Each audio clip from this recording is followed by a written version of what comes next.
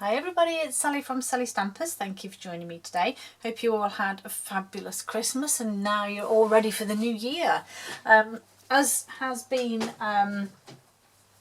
my projects recently, they're all based around the new products from the new catalogue, which is so exciting. And today I'm using this beautiful DSP. I think you can see it's got shiny in it. Oh, there you go. You can see on these flowers here. It's got shiny on the paper. It is stunning. Let me grab my paper pack. So this is Parisian Blossoms Speciality. And as you can see, we've got beautiful champagne elements throughout some of the pages. So that's one. This obviously is the one that I've just used. That's the other piece of that one. Then we have one that's not got the champagne in.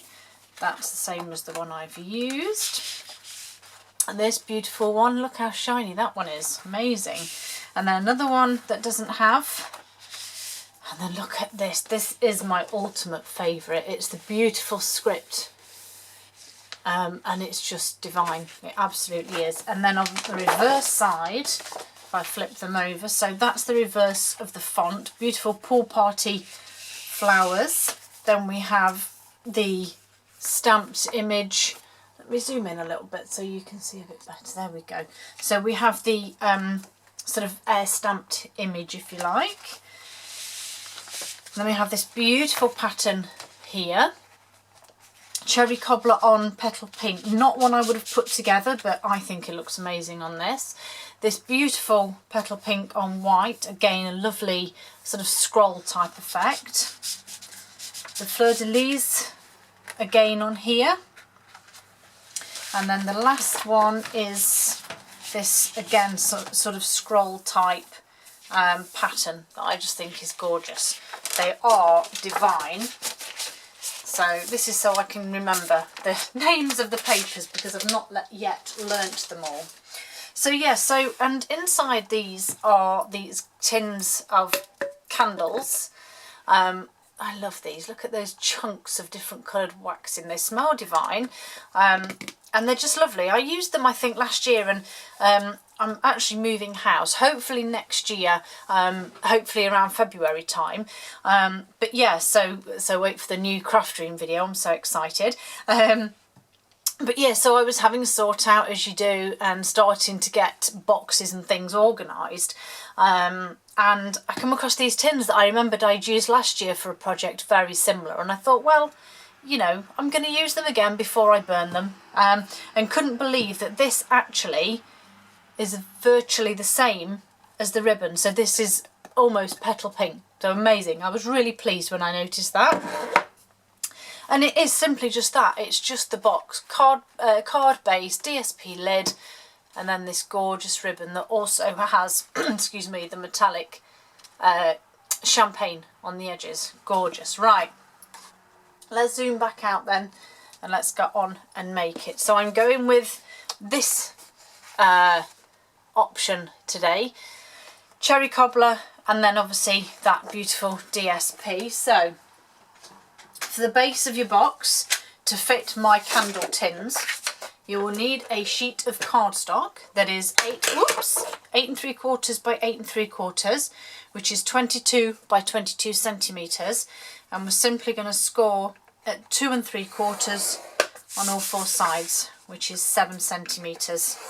So just work my way round, 2 3/4 all the way round. There we go. Now, as you know, I may as well do my lid while I'm here. So I'm going to use my base that I've just scored as my shim, simply because I didn't have another piece of card out. And tuck that in there. Now your DSP for your lid needs to be 6 1/4 by 6 1/4, which is 16.5 by 16.5 centimetres. And I'm going to score at 1.5 inches on all four sides, which is 4 centimetres. It's just beautiful, this DSP. Oops. Straight and level is the answer, otherwise it's not going to be a straight and level lid, is it? Okay, so pop my lid to one side, pop my scoring board to one side. Now, as I've said, you know, these boxes are really quite simple. They are a basic box that you make up, and you know, it's nothing special, but what I wanted to show really more than anything is this coordination that Stampin' Up! Is so well known for, because it is just divine. I absolutely love the fact that no matter what I want to make, you know, I can create a stunning masterpiece because of the coordination. Now, I've made cards for friends that I've really not been very impressed with, and I've thought, oh my goodness, that looks awful. But the recipient has always said, oh, it just looks amazing. I love it. And I think that's down to the quality of the images and the coordination that is second to none. And I do believe that is the biggest selling point. So, you know, why not go ahead and just tell everyone, you know, look, you can go wherever you like and buy card and paper and stuff, but you aren't going to go anywhere to get the coordination. And it's just seamless, isn't it? It's just divine. So, as you can see, offset all of my tabs just so that they're not all clumped together on one side. And then I'm going to run some, yes, the dogs are still here. I'm going to run some tear and tape along the edges there,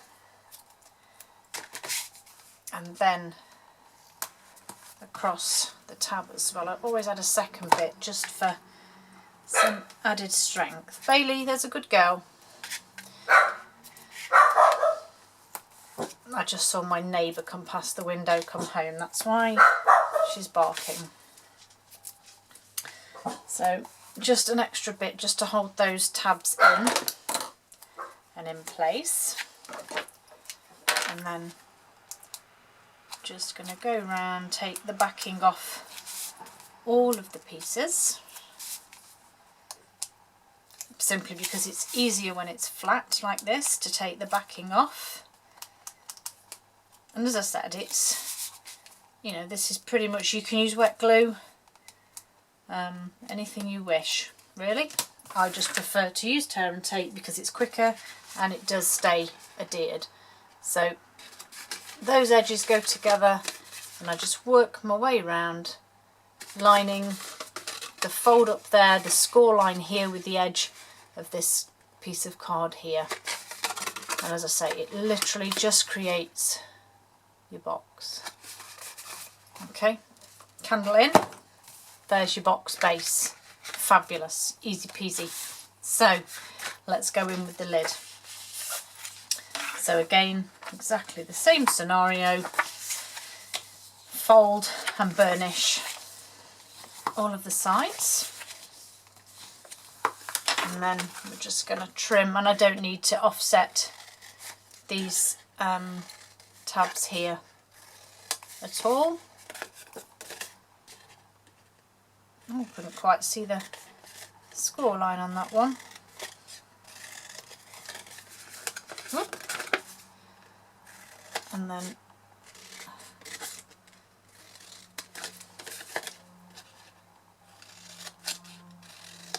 okay, that's those bits done. And I'm actually going to use my snail because it's DSP and I know that my snail will hold this in place. And so I'm actually only going to do those two sides first, because those of you that know me know how I make my box lids up. So that's my first bit done. Probably should have done this bit first actually, never mind. Get some snail on to these tabs here, and then I pop it on my box. Make sure that I'm pushing this end down to hold it all up in place, and then just simply fold everything in, make sure it's all fitting nice and snug, and just fold those bits down. And then you can just slide that off to just press that adhesive down just to make sure it's sticking, and then pop it back on so it just fits snugly. Okay, so I've got some of this beautiful ribbon. So it's petal pink metallic edge ribbon, and make sure I've got a nice length of it. So I think I want this to be the front of my box, so because of the way the Eiffel Tower is there. So as you know, I do my bows back to front.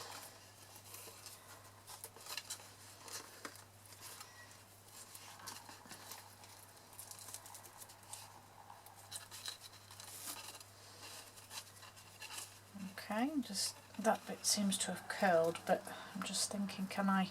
Yes, there we go. So a nice pretty, well, almost pretty bow, I suppose. There we go. I'm just going to trim those slightly. And then for my sentiment here, so as you can see, I've got some of these beautiful champagne rhinestone basic jewels, just gorgeous.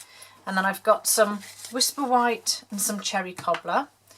And first thing I'm going to do is, using my classic label punch, I just want a whole cherry cobbler. So there's that one. I'm just going to move these because they are casting a shadow over the workspace, which is no good. So then I've got a scrap of whisper white here, and I'm using this coordinating Forever Blossom stamp set. Beautiful flower going on here, and then some lovely sentiments, just divine. I'm just going to use Friend for this one, which I've already got on a block, and I'm going to stamp this in cherry cobbler.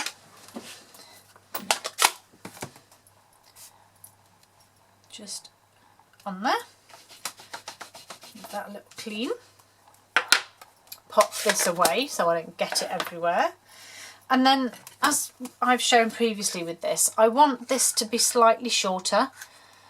So I'm going to go for, just make sure it's still straight, and pop that out there.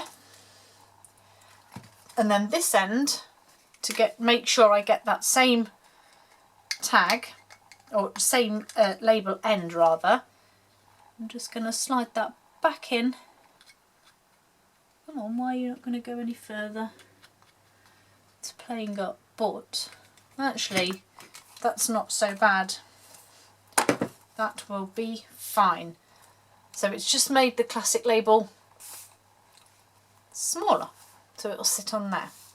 So I'm just going to roll some snail onto that, and then I just need to line it up.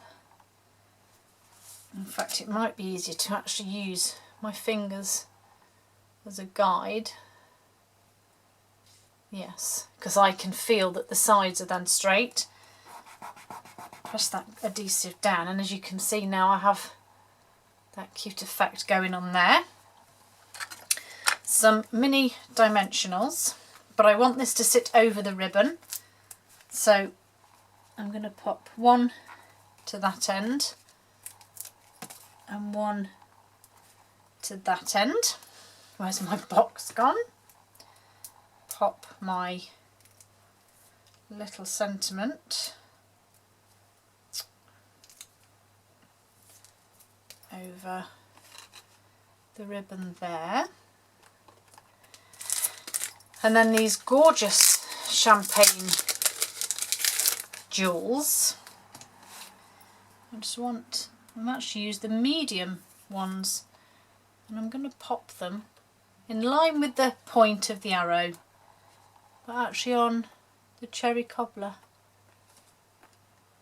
There we go. That's those. And there you have it. But how gorgeous are these?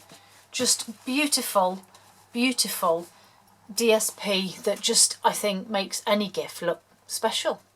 Hope you like it. And I hope you have a fabulous new year, and I'll see you soon with some more amazing new products. Thanks for joining me. Bye.